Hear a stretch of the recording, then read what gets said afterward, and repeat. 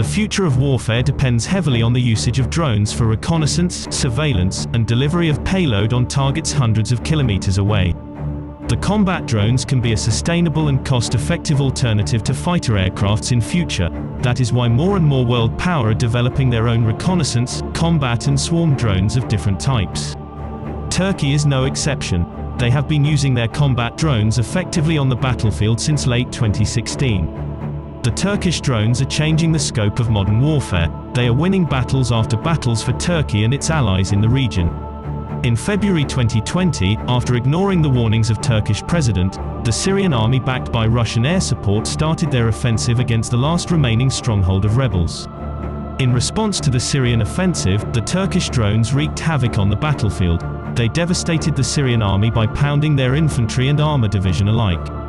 In just 7 days of onslaught, the Turkish drones successfully neutralized 2,500 Syrian soldiers, 135 tanks, a few dozen howitzers, and 5 air defense systems.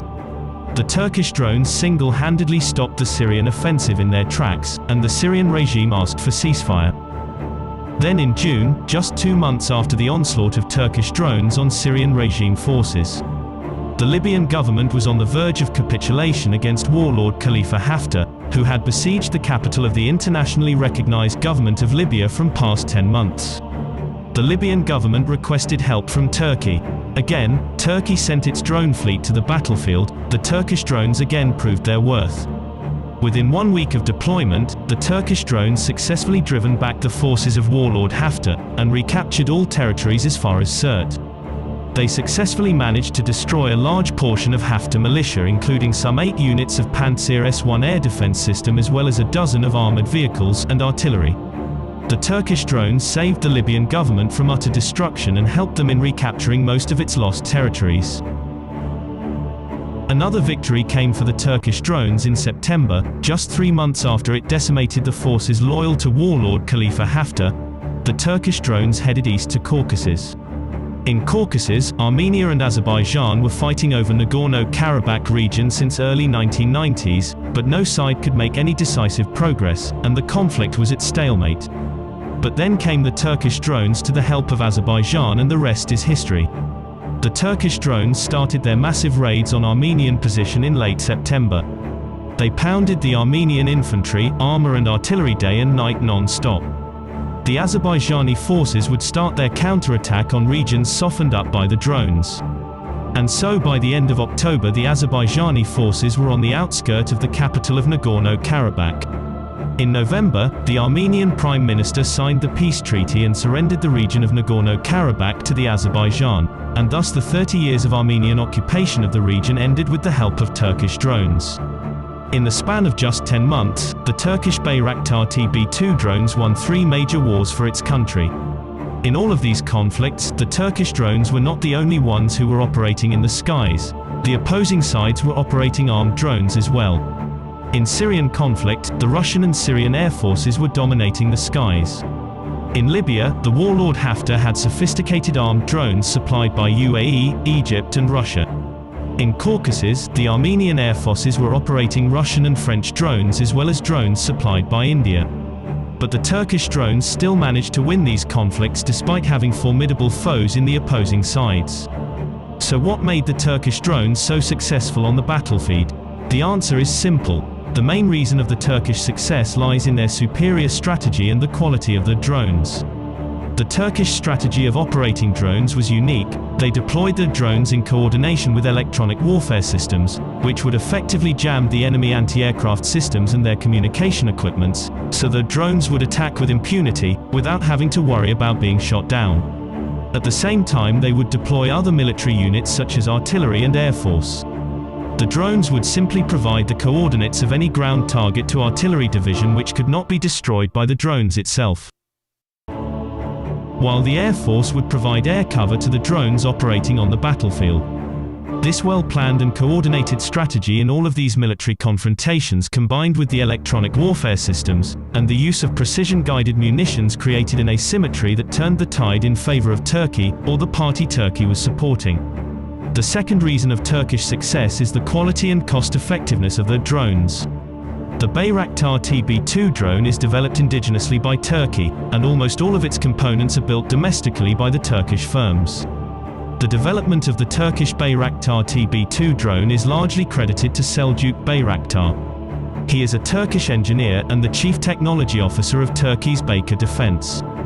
He is considered to be the chief architect of Turkey's first indigenous and operational unmanned combat aerial vehicle program.